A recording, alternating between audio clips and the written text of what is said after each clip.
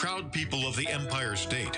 From the financial and entertainment epicenter of New York City to the sleeping and empty small cities and towns of upstate, which once bustled with manufacturing, mining, and farming. We all know from inspiration, history, and nature, we deserve a return to the success and growth of generations past, a birthright being squandered by corruption in Albany, and the depredations of an insecure, scheming mountebank posing as governor, who loathes both us and himself. As liberty beckoned to enslaved peoples behind the Iron Curtain via American broadcasts after World War II, we now say, believe, rise, and join us. Welcome to Radio Free New York. All right, everybody. Welcome to Radio Free New York. I'm your host, Andrew Hollister, and I've got Bob Savage with me. Hey, how's it going? Yeah, it's going pretty good. I'm almost. Are we feeling better now? I'm almost there. I've still got kind of that goofy stuff in the nose, the pressure a little bit, but besides that, things are going good. I'm dragging just a little bit today because I was out late last night working, not drinking, unfortunately. But I've got a customer. They're moving today, and for those of you listening to the show who might not know what my day job is when I'm not here on the radio, I run an IT company. So we do data cabling, network racks, troubleshooting. We fix computers, servers, all of that. One of our customers is in the process of moving, so I've had a couple just late nights making sure that everything's good to go for their big day on Monday when we flip the switch and everything goes live in their new building. So fairly extensive IT needs, I gather. Oh yeah, absolutely. So last night I did what I call cable management, which is making sure the network closet looks pretty nice and clean and tidy. And I did 96 lines last night. Whoa! So yeah. So you got to be looking forward to 5G, because that's the thing about 5G, as I understand it. There's not going to be wiring necessary in most offices. Yeah, so actually some of the wireless access points that we sell right now actually have speeds that have the capability to actually be faster than a hardline connection. The technology's not quite there yet, but it keeps getting better. Only a matter of time. Yeah, absolutely. So, it's happening, it's going, and it's just getting better and better. So eventually we'll get to the point where instead of running a copper, a lot of people think of like the Cat 5 or Cat 5e lines. We've been doing Cat 6 for a really long time. Now we do a lot of fiber, actually. So there'll be a point in time where we just run fiber to some wireless access points and everything will just be super fast wireless for sure. So, so here we are. We're getting ready for the weekend, which is very exciting. We've got St. Patrick's Day coming up. And Amateur Day. Yep, absolutely. And I see people are starting to fill in on the live stream too. So guys, thank you so much for joining us there. Now, those who are listening on the live stream, you guys probably noticed something. And Bob, maybe you noticed this, maybe you didn't. But Facebook went down this week. Facebook was down for about a day and a half. Yeah, there was some lame excuse, like some upgrade took longer than they thought or whatever. Yeah, I never even heard the excuse. I just know that they went down, and people were definitely like freaking out and everything. Like I got so many messages, and I think that the best thing about this, so later in the show, we're actually going to talk about, things you can do when Facebook is down to, push liberty forward in New York State, because I think we've got a lot of keyboard warriors out there, which we need keyboard warriors, right? To spread the word. But hey, when the internet is down or when Facebook's down, there are still things you can do to further liberty in New York. So we're going to talk about that a little bit later. But the thing that I thought was really funny is that so many people get censored on Facebook nowadays that people were just like, oh, I didn't realize Facebook was down. I thought I got banned again. You know, it was really funny. That's an ominous thing, I think, for Facebook and Instagram. Yeah. If people just start to accept that at any moment I could get kicked off of here, it's only a matter of time. Free market, capitalism, sure. Thank you. Somebody's going to come along and say, I can do this better, and you can speak your mind and do whatever you want. Yeah. And to be honest, there are social media networks popping up for that reason. There's one called MeWe, MEWE. They have an app. They have a kind of like a website, just like Facebook. A lot of people I've seen have started leaving Facebook and going to MeWe. They offer better privacy options and a whole bunch of stuff. So I thought it was pretty funny because I then posted this post saying, did Facebook just censor so many people that we think it's an outage? And the funny thing about this is it got 17 shares, hundreds and hundreds of reactions, and Facebook said that 0 people were reached. And it was just like, clearly they were still having problems, but it was so great to see that it says 0 people reached on my post about Facebook censorship. So I thought that was entertaining at the very least. How can I live without Instagram? Yeah. It's like oxygen. Well, and that's interesting because some people who are sending me messages were really concerned about it because that's how they make their money.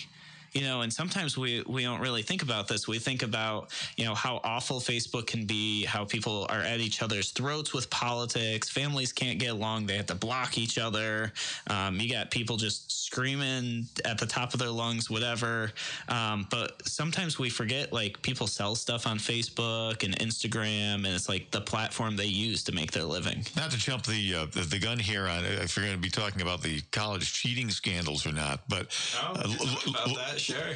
Lori Loughlin's daughter, I think her name is Olivia Rose, and she's what, 17 years old, because she's a college candidate.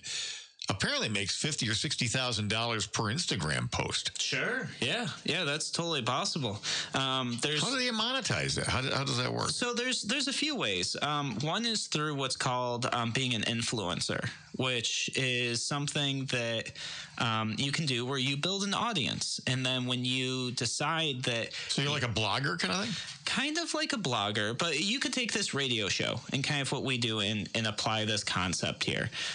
So you build an audience, whether it's online, in her case, it would be Instagram. In my case, it's like on the air, but also Facebook and Twitter. And then you might say something like, hey, you know what? I tried this new shirt out this week, or this new brand. I really like it. I think you guys, because you trust my opinion, should also go buy this. It's basically advertising, but they call it influencers because it's more subtle. So people take pictures with a brand. Has more credibility. Yeah. And people just see this person that they're following. Oh, they're wearing that cool new Nike thing. You know what I'm going to do? I want to buy this cool Nike thing. So companies will pay people, kind of like sponsoring a post type thing. They'll give brand influencers not just product for free, but pay out big money for that. So if you ever notice somebody's got an Instagram account and they always seem to see pictures of them with product placement, and you're thinking that's what they're doing, that's absolutely what they're doing. So it really helps if you're connected to, I don't know, like a big-time TV star like Mom, like Lori Loughlin. Yeah, absolutely. There's other ways you can do it, too. You can do, like, affiliate marketing type stuff where... How's that work? So what that would be is you'll see a post, hey, this really cool thing I tried out, or I just really love this product. Check out the link below. That link has, like, a special tracker in it. So when you go to that link from that person, they get a percentage if you buy. So it could be anything small, like 1% up to, on the higher end, I've seen people make as much as like 6 or 7%. But so if you've got 1 million people who follow you, and 10,000 of them buy a T-shirt at $20, and you walk away with $2. There you go. You got $20,000 for posting on Instagram about this cool T-shirt you're wearing today. So obviously you have to be connected to make this work. Yeah, that's why it's called like being an influencer, because you have like a really large audience who's engaged in what you do, whatever that is. It could be makeup. Maybe your life is just interesting. You're a personality that people enjoy. Maybe you're a personality that people despise. It doesn't matter. You know, you've become an influencer. You have an audience, and now you're leveraging that communication platform to make money. And it's some of the biggest forms of marketing that companies are using today. I'm thinking to myself, if Olivia Rose Laughlin is, or Laughlin, however you say her last name, is making $50,000 or $60,000 per Instagram post, why does she have to worry about going to college? Yeah, no, absolutely. That's a great point. You know, college to me is kind of like credential inflation right now, right. where people think the college degree is worth, in my opinion, way more than it is. Yeah, no kidding. I don't really see a college degree. Some instances like medical attorney, sure, absolutely. Basket weaving, you don't need a degree in that. So, all right, guys. Art history degree. Yeah, art history, you know, those sort of things. Although history degrees are pretty valuable. History degrees, I think almost every president ever elected has a degree in history. So, all right, guys, we're going to take a quick break here on Radio Free New York, and we'll be back in a moment.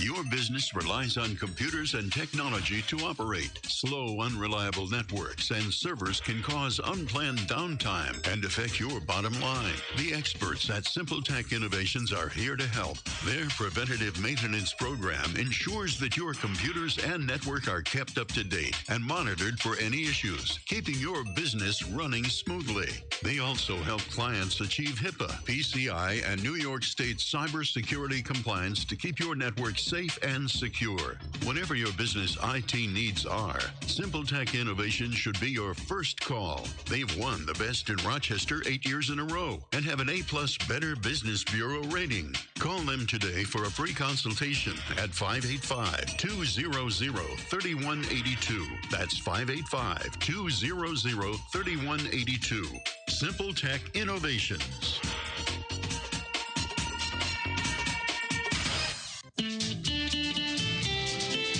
Avon Feed and Supply announces a new taste in local cheese. From dairies in Livingston, Genesee, and Wyoming counties, enjoy Craig's Creamery Cheese from 8 family farms made right here in Livingston County. Craig's Creamery Cheese, simply made with all natural ingredients. Choose your favorite variety exclusively in our area at Avon Feed and Supply. Bottom of the hill, West Main Street in the village of Avon. MasterCard, Visa, and Discover cards always welcome. Why do businesses choose to move their website from Wix and Squarespace to Simple Tech Innovations? Maybe it's their excellent customer service or attention to detail. Maybe it's their ability to give a truly customized solution. Or perhaps they Lance Scott. That Simple Tech is a local small business that builds great relationships with its clients. Whatever the reason may be, you can rest assured knowing that the local team at Simple Tech has your best interest in mind when building or updating your website. They're hands-on and love helping customers achieve their goals. But don't take my word for it. They've won the Best in Rochester 8 years in a row and have an A+ Better Business Bureau rating. If your website doesn't match your dreams or isn't achieving your goals, give the professionals at Simple Tech Innovations a call today for a consultation at 585-200-3182. That's 585-200-3182. Simple Tech Innovations. You're listening to Radio Free New York on the WYSL stations. And here's Andrew C. Hollister. Welcome back, guys. Thank you so much for joining us here on the show. I'm looking through the comments and want to welcome a bunch of you to the show. So Michelle, my wife Yolana is listening. So awesome. Thank you so much for joining. Rod, Michaela, Dan, Ross, a whole bunch of people joining into the show. Thank you guys so much for being here. Feel free to send me some questions if you guys got any questions, or if you're listening in and you want to call into the show, add to the comments or ask a question. Phone number here is 585 585-346-3000. Once again, that's 585-346-3000. And if you guys are listening on online, share it out to your friends. Start one of those watch parties, help us spread the show. And if you're listening on the radio waves, tell your friends about the show too. The more people listening, the better. And speaking of things to listen about, I'm sure you saw this already, and maybe somebody's talked about it, but I couldn't do a show of Radio Free New York without bringing out the fact that Dick's Sporting Goods is going to stop selling guns in 125 of their stores. Yeah, because they're trying to kiss up to, they think it's a great marketing ploy. I think it's going to backfire. Yeah, so it already started backfiring on them back in February of 2018 when they decided they were going to stop selling firearms to anybody under the age of 21. And they had some age discrimination cases taken out against them and a whole bunch of other stuff. People started boycotting them. Then they started this idea of, okay, well, we're going to also not sell rifles, their AR-15 style, which led to more boycotting. So Ed Stack, who is Dick's CEO, said that they're struggling to recover from recently declining sales that he attributes to backlash from the company's stance on guns. So the solution is to double down on it? What? So I read this and I wonder which direction he's taking this. The fact that they sell guns or the fact that they've been restricting their sales on guns. Yeah, and really. And it's unclear to me what he means by this. And if he means that, well, we're selling guns and that's why our sales are declining, or our sales are declining because we're not selling guns. I'm of the mindset that their sales are declining because they continue to be anti-gun, and Dick's Sporting Goods had built up a name in the hunting community. If you want a shotgun or rifle, a lot of times people would think, I'm going to go to Dick's.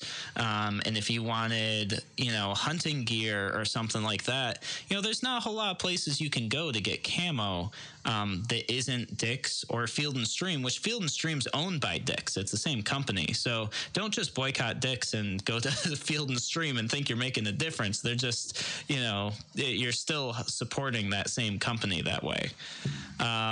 So that quote to me right off the bat was kind of like, I don't know where he's going with this, but clearly they're seeing pain and hurt. I'm not sure if they actually understand where it's coming from. It's a head scratcher, right?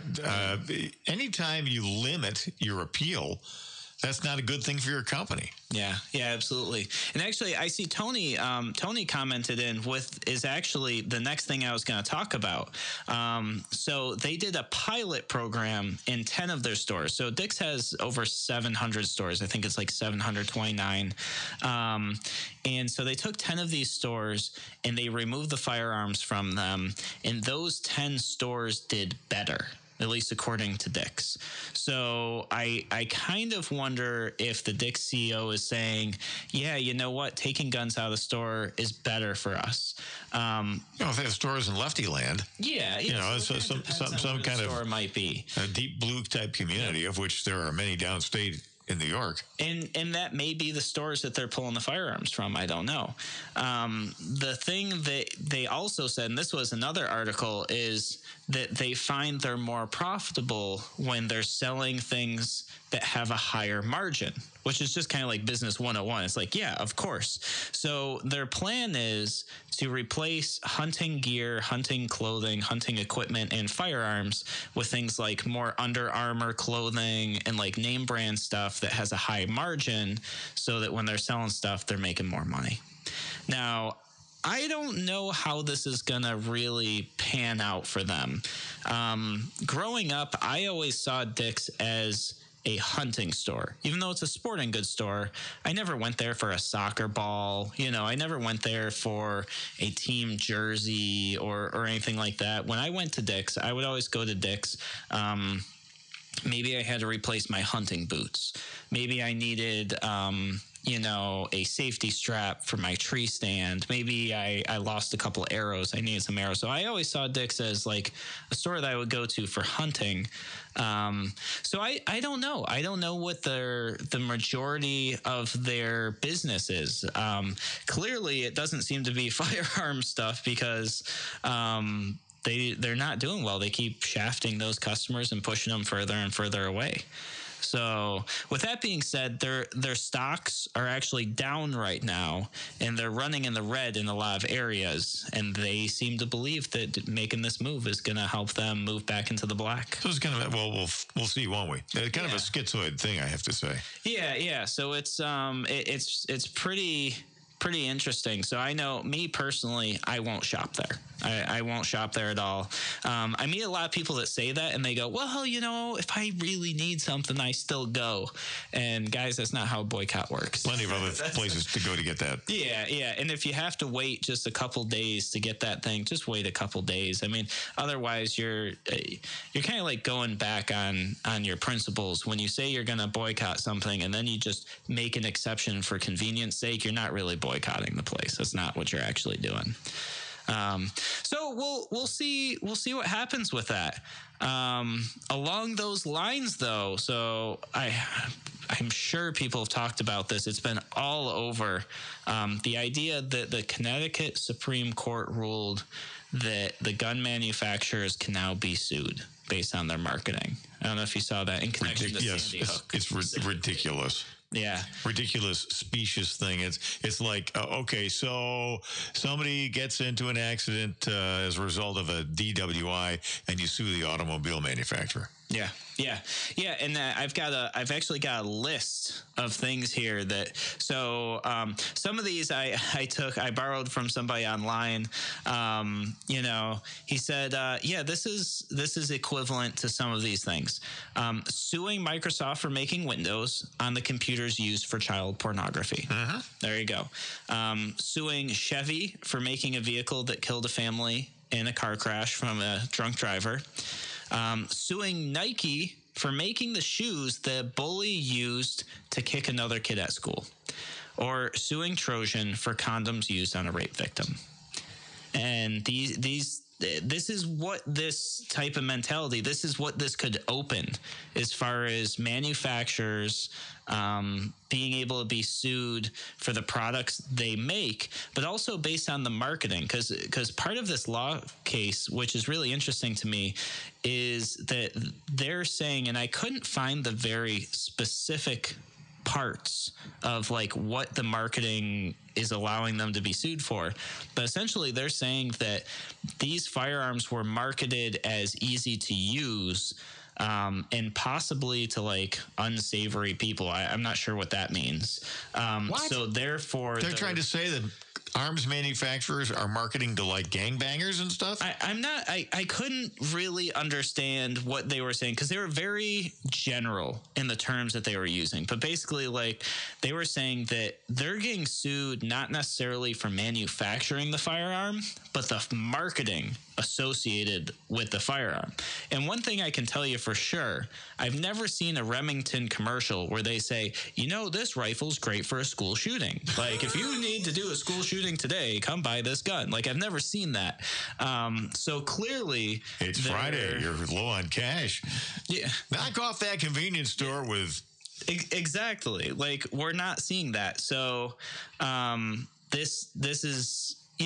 this to me is an issue, because they're starting to pull stuff that I don't think is going to be found to exist. I don't actually think it's going to be successful in court long term, because the court, from my understanding, simply ruled that yes, a lawsuit could be brought against them for it. Yeah, that's another thing to have a successful proceeding, because there's a legal doctrine that has existed for 100 years now, called proximate cause. Mm-hmm. And you have to prove not only that there was a loss that the defendant caused you, but also that some action or inaction, some error or omission or action by the part of the defendant caused whatever injury or loss that you suffered. Mm-hmm.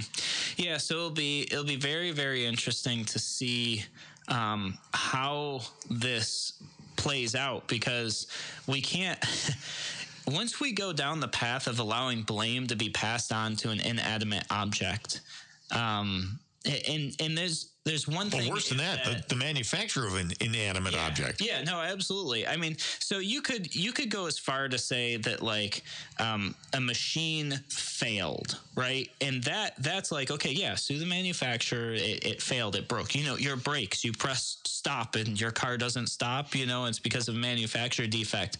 I totally get that. But you don't see people having the ability to sue a car manufacturer on the basis that a drunk driver was able to gain access to the vehicle. So it's pretty interesting, but I've got a quote here. It says, the lawsuit contends that Remington, based in Madison, North Carolina, advertised the gun model, which is based on the military's AR-15, in ways that glorified it to young people, and that the weapon is inherently dangerous. Now, that quote even, and this came from USA Today, I guess I'm not sure how it was marketed to young people. I'm not sure that there's any other way for a weapon to be looked at besides dangerous. That's the purpose of firearm safety, because if not used correctly, it can be dangerous. So it's supposed to be dangerous. Yeah, that's what you get the bad guy with. Yeah, so it'd be really interesting to follow this with you guys. When we come back from the break, we're gonna talk about the knife guy in the UK, and it's gonna be pretty interesting for us to talk about. So stay tuned. We'll be back in a moment. Radio Free New York.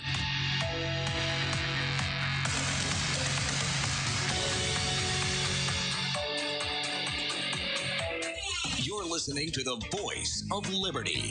WYSL. AM 1040 Avon, Rochester, FM 92.1 Rochester, FM 95.5 Spencerport, and WYSL1040.com everywhere. Why do businesses choose to move their website from Wix and Squarespace to Simple Tech Innovations? Maybe it's their excellent customer service or attention to detail. Maybe it's their ability to give a truly customized solution. Or perhaps they just like the fact that Simple Tech is a local small business that builds great relationships with its clients. Whatever the reason may be, you can rest assured knowing that the local team at Simple Tech has your best interest in mind when building or updating your website. They're hands-on and love helping customers achieve their goals. But don't take my word for it. They've won the best in Rochester 8 years in a row and have an A+ Better Business Bureau rating. If your website doesn't match your dreams or isn't achieving your goals, give the professionals at Simple Tech Innovations a call today for a consultation at 585-200-3182. That's 585-200-3182. Simple Tech Innovations. We'll treat you like family at Mark's Pizzeria. We'll treat you like family at Mark's Pizzeria. Great pizza, fresh and good. Simply the best in your neighborhood. Come in, we'll get to know you. We'll call you by name. We can bring it to you any time of the day.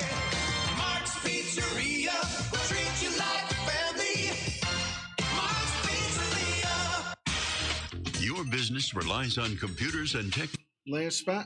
Slow, unreliable networks and servers can cause unplanned downtime and affect your bottom line. The experts at Simple Tech Innovations are here to help. Their preventative maintenance program ensures that your computers and network are kept up to date and monitored for any issues, keeping your business running smoothly. They also help clients achieve HIPAA, PCI, and New York State cybersecurity compliance to keep your network safe and secure. Whatever your business IT needs are, Simple Tech Innovations should be your first call. They've won the best in Rochester 8 years in a row and have an A+ Better Business Bureau rating. Call them today for a free consultation at 585-200-3182. That's 585-200-3182. Simple Tech Innovations. Radio Free New York on WYSL. AM 1040, FM 92.1, and FM 95.5 West. Well, as AOC might say, Yeah. a year ago. Oh, yeah. People just lose their mind. They're like, wait, it's like back in the day. When, yeah. Like when people will be like, is is this real?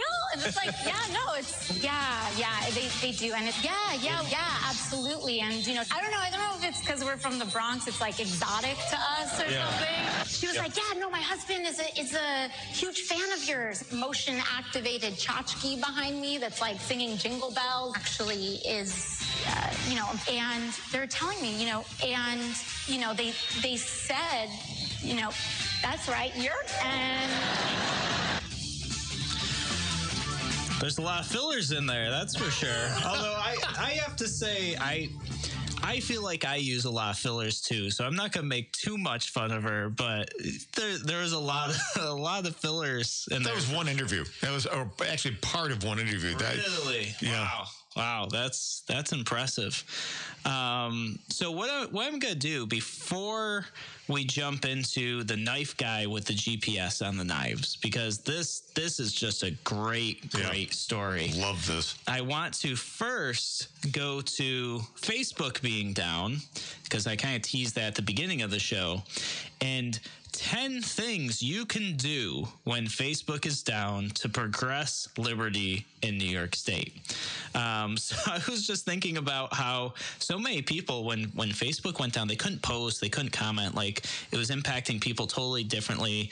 And it got me thinking, like, people, that's how they reach out to people nowadays. That's how they feel like they spread information. And I want to kind of remind everybody, and I know there's a ton of people listening to the show that didn't even know. Like, they're like, really? Facebook was down? I don't even have a Facebook. Like, good for you guys. You guys are awesome. But there's also a lot of people that probably had no idea what to do to make New York better when Facebook was down. You know, they didn't have a meme to share. They didn't have like an angry post that they could put out. So here's a couple for you. First one, very mundane sounding, super simple. Knock on your neighbor's door with a voter registration form, and just ask them if they're registered to vote. And if they're not, get them registered to vote. It's really, really simple. And to be honest, you probably want to know if your neighbors vote anyways. You know, you want to encourage them to vote because you're in the same community together. You want people be able to band together to support each other with voting power, whether that's your, just your street or your whole block or, whatever that community is. You want to have a unified voice in your community to make a difference in New York. So that's number one. Like, knock on your neighbor's door, bring a voter registration form along, make sure everybody in your neighborhood's registered to vote. Now, I get it. Some of you don't want your neighbors to vote. Like, I totally understand that. But really, New York will get better if we're all coming together and becoming a unified voice against the things that make New York not a great place. Number two is volunteer at a function and wear a cool shirt. All right. Wear a cool libertarian shirt. Maybe one of my favorites, Don't Blame Me, I Voted Larry Sharp. Or maybe you buy one of the cool Radio Free New York shirts or some other shirt that's positive. Don't go with a negative shirt, because the negative shirt, people feel uncomfortable when you're there. You wear a negative shirt, people naturally feel like you're unapproachable. Find a positive shirt to wear that spurs conversation, that you can talk with people about, what does that mean?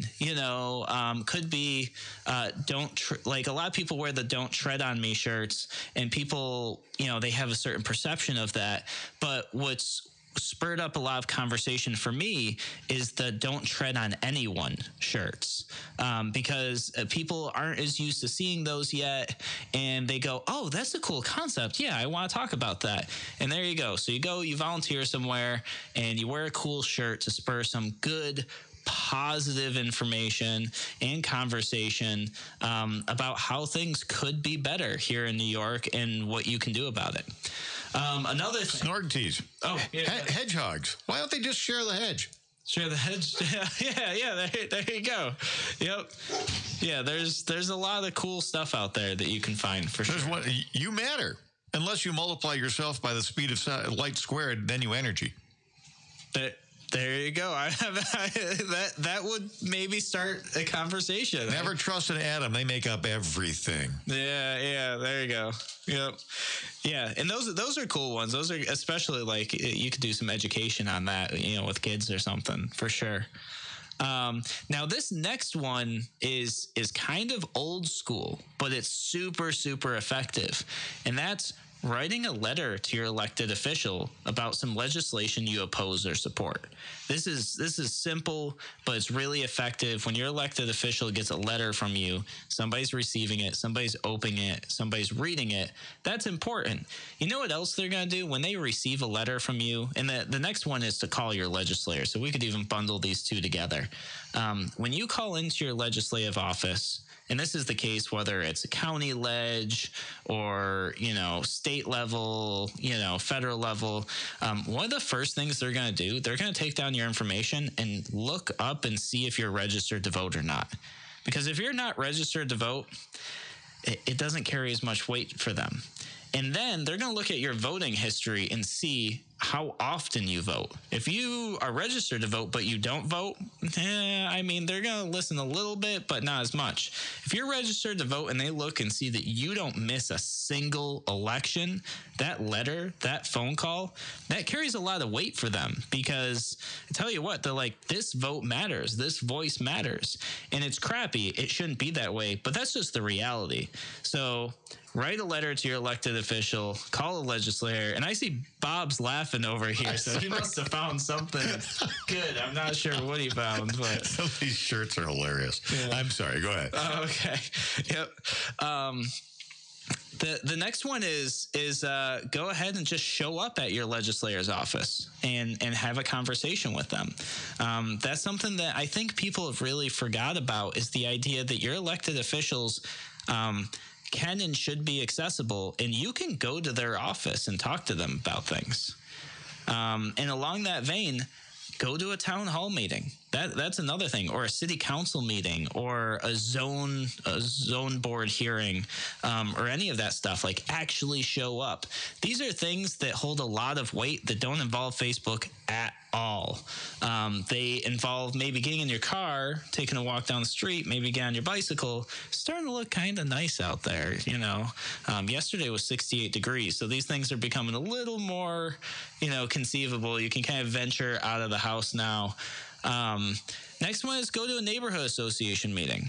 Neighborhood association meetings are an amazing way to start building a unified voice to get things done. So that's another thing. When you go there, wear that cool t-shirt, bring those voter registration forms. That's where you can make some serious difference. I've just got a few more for you guys. After that, maybe there's a candidate that you like. Maybe you found somebody who you're like, yeah, this person can drive change. I want this. So what do? Your first step, you go around the neighborhood, make sure everybody's registered to vote. You start volunteering, all this other stuff. Well, now maybe you plan a fundraiser for that candidate, because it's going to be expensive for that person to run. Printing materials, getting them to people's doors, getting signs and t-shirts made, getting the message out, all of that costs money. So maybe instead of, being on Facebook, you plan a fundraiser and invite some friends. You start raising money for somebody that you believe will bring about positive change here in New York. This one's awesome. My wife came up with this one, so I'm very, very pleased with it. If Facebook is down and not working and you want to do something or get some inspiration on how to make New York better, go to YouTube and listen to reruns of Radio Free New York. So there you go. What more do you need? Yeah, you don't need anything else. Just do that. I got two more for you. So I said there were 10. I actually had a bonus one in here. So number 10 is clean a park. Just go out, be involved in your community. When you show up and do things, that means something to people. That's a great way to make your community in New York State better, by just going out there and doing something great. And the very last one is number 11. So I said there were 10. You get a bonus one here. That is, find a local office to run for. that might be you. You might be the next person on your town council, on your city council, maybe on the zoning board or the ethics committee. It doesn't even have to be a position like council. It could be you need people on your ethics committee, especially if you're in a city like Rochester. We could use some more people on our ethics committee. Zoning boards. The tiniest public body ever. Yeah. The Rochester Ethics Board. Yeah. And I was actually nominated to be on the ethics board for the city of Rochester by somebody who was on city council. It was actually, it was a great honor, and somebody else from city council rejected it. Of course. So, Hollister, no, he's got ethics. Yeah. You can't have him on the ethics board. Were you nuts? Yeah. So it was, that was interesting. Clearly there's a little bit of strife going on there. But yeah, so there you go. So those are some things that you can do yourself, without Facebook at all, to make New York better, to further liberty in New York, and just really be more engaged in your community. How about just go out for a walk? Get some fresh air. Yeah, go out for a walk. Go out for a run. Ride your bike. Yep. You could do that. Go see something beautiful. Get away from the screen. Yep. Absolutely. That's actually something we've been doing more at home too. Is like, we come home and we just take the phone and just kind of leave it somewhere out of eyesight. On silent. So it can't interrupt your thought process, and it feels great. I feel like I have more energy when I'm not around my phone. So ironically, my account was not one of the accounts impacted by the Facebook outage. So everybody was saying they couldn't post. I could post, I could comment, I could do all that. They just couldn't. So that actually took more time than I thought. So I guess you guys won't hear about the knife in the GPS tracker until after this next break here. So we're going to take a quick break on Radio Free New York. We'll be back in a moment. Ladies and gentlemen, it's just a cruel prank. Andrew has no intention of telling you about the GPS tracker. He's just trying to keep you hanging on forever.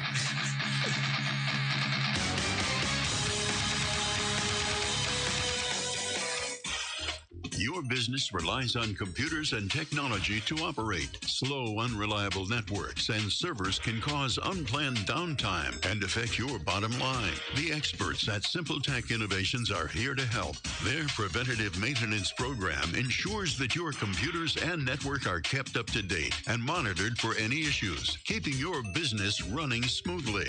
They also help clients achieve HIPAA, PCI, and New York State cybersecurity compliance to keep your network safe and secure. Whatever your business IT needs are, Simple Tech Innovations should be your first call. They've won the Best in Rochester 8 years in a row and have an A+ Better Business Bureau rating. Call them today for a free consultation at 585-200-3182. That's 585-200-3182. Simple Tech Innovations. I'm Las from Action Towing and Service. The people really make this place incredible. I feel at home. I love what I do. I love the people that I work with. The owner of the business is actively involved. He is a veteran. We have a very close relationship with all of the staff. Every employee there is known by name, and we really, really work hard on giving that home feel, or the family feel. Please give us an opportunity to win your business. Come down and visit us at 275 Marketplace Drive, right off of Jefferson Road. Why do businesses choose to move their website from Wix and Squarespace to Simple Tech Innovations? Maybe it's their excellent customer service or attention to detail. Maybe it's their ability to give a truly customized solution. Or perhaps they just like the fact that Simple Tech is a local small business. Last spot. Great relationships with its clients. Whatever the reason may be, you can rest assured knowing that the local team at Simple Tech has your best interest in mind when building or updating your website. They're hands-on and love helping customers achieve their goals. But don't take my word for it. They've won the Best in Rochester 8 years in a row and have an A+ Better Business Bureau rating. If your website doesn't match your dreams or isn't achieving your goals, give the professionals at Simple Tech Innovations a call today for a consultation at 585-200-3182. That's 585-200-3182. Simple Tech Innovations. You're listening to Radio Free New York on the WYSL stations. All right, guys, welcome back to Radio Free New York. I'm here reading through the comments. I want to welcome a few more of you guys to the show. I've got Luke, Todd, Daniel, Ross, I can't remember if I welcomed you to the show already or not. Frank, Carrie, Todd, Sarah, a whole bunch of people, guys. Thank you so much for joining us here on the show. And reading through here, Michelle has a great idea. She said, well, you know, if Facebook's down, why don't you start making some Sharp Hollister 2022 signs? That's we haven't committed to anything like that yet, but thank you for that. Thank you for thinking about us. And let's see, there was a couple other. Oh, this guy says, yeah, he was outside walking. You know, that was a good thing. And Ross said that he did not know that Facebook was down. And yeah, I figured there are probably quite a few people listening to the show that just had no idea. I came up with a great one while we were just in the break there. Yeah, I got one for you. Yeah. What you do is you do a little baking.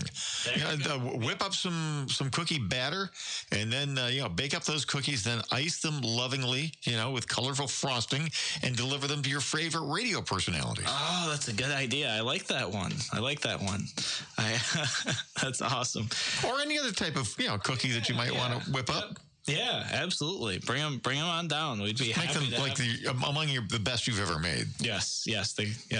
So, all right. So I told you guys I tried to hit this story twice, I think, in the show, and we just keep talking, which is great.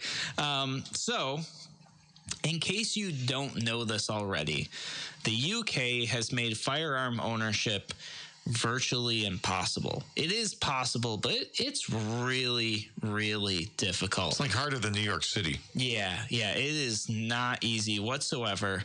And what did it do for their crime? Nothing. No, crime's worse than ever. Crime is not doing well at all. Their crime rates are just ridiculous.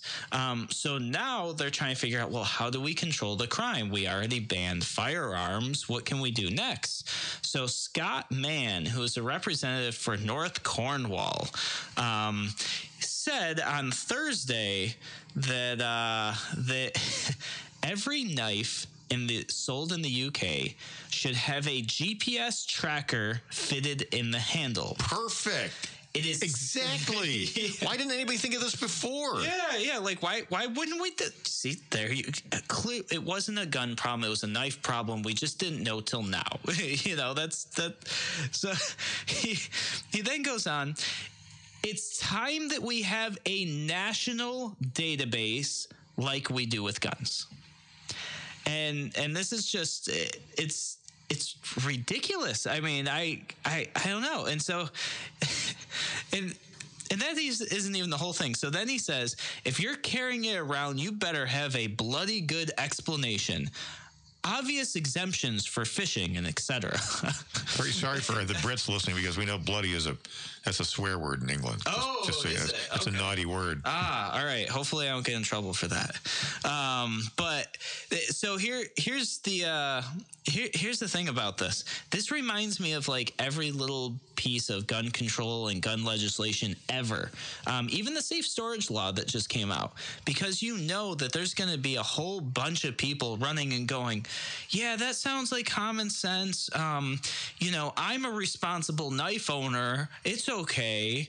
And like without realizing just how terrible this is. I mean, what? And then it's going to be like, you can't have high capacity assault knives, like butter knives are okay, but a bread knife is too scary looking because it's got serrated edges. Right. But wasn't he the nut? I think he might be the same nut who said that knives shouldn't be pointy. And I don't know. Maybe you should he's be got history with this. I'm not sure. Somebody, it's either him or somebody like him, where you would have to take your and of course this only applies to knives over a certain length, right? Which makes absolutely no sense whatsoever, because you can stab somebody fatally with a paring knife, which has a very short little blade. Yeah. But you're supposed to not have them be pointy. Yeah. You can take your your serrated bread knife, for example, and then you get all the, I don't know, you get the serrations ground off of it, so it's completely worthless. You can't use it for anything. I don't know. I don't know either. I mean, this is just, you can never think that you've seen it all or heard it all, especially in today's age where this information is available on the internet and people speak and it just gets spread around. So, of course, you kind of wonder, okay, like, what's going on? What spurred this tweet to begin with? Well, it comes after the Ministry of Justice figures showed 21,484 people were prosecuted for knife offenses in England. What's a knife offense? See, is it stabbings or is it something else? So another website said it was knife assaults. So this one is, where is this? This is standard.co.uk. I think US Today said assault. So I'm not sure which one is accurate. And I don't know if an assault is like a slashing or if it includes like brandishing, like somebody can see your dangerous knife or, so we'll have to look into that. But what I know for sure is happening right now is Cuomo is looking at this from his office, just salivating like, yes, let's have knife registration, because if we have knife registration, think of all the things we can register in New York, and then we can tax it and license it and all of the things that we know Cuomo wants to do here in New York.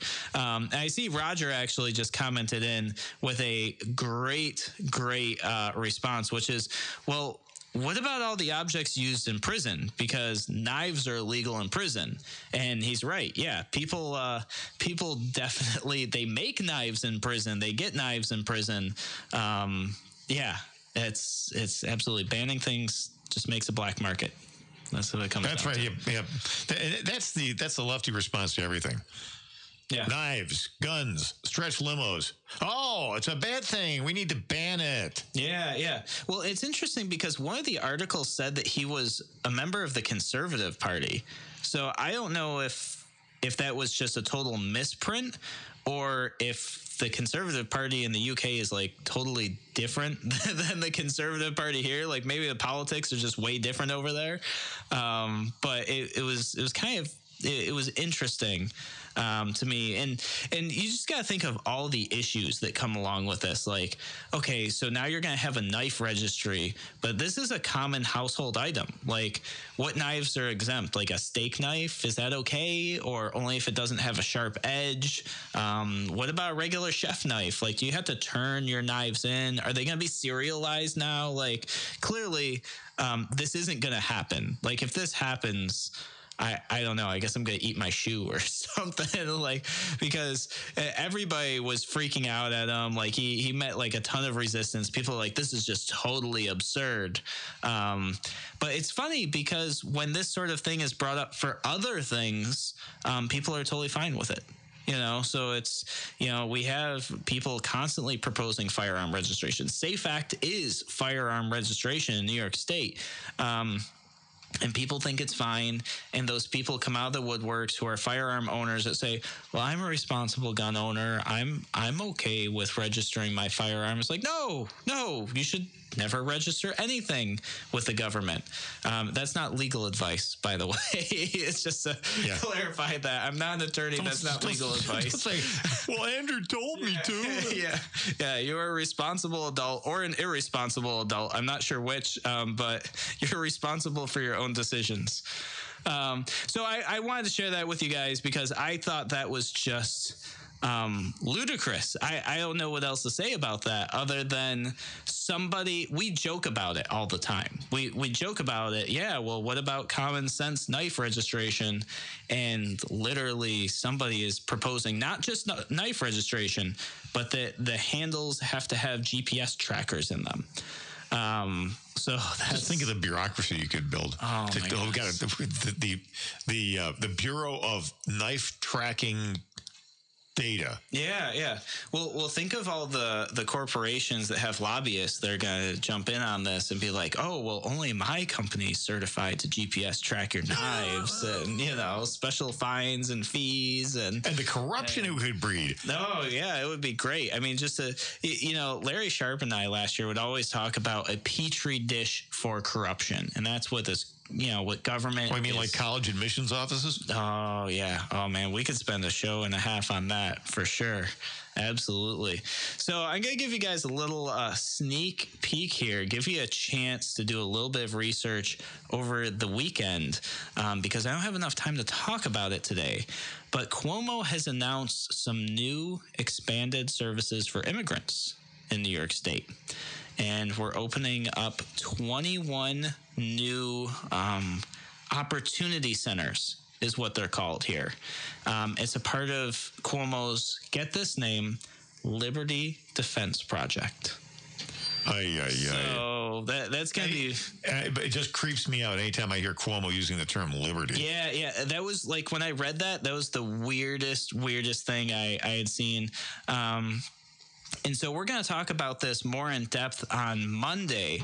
But to give you an idea, it has a rapid response team to respond to ICE with attorneys ready to, defend anybody that has any action taken against them from ICE. It includes free legal consultations, free education, a whole bunch of things. And they're opening them up in the Southern Tier, too, for the first time. Of course. Nice.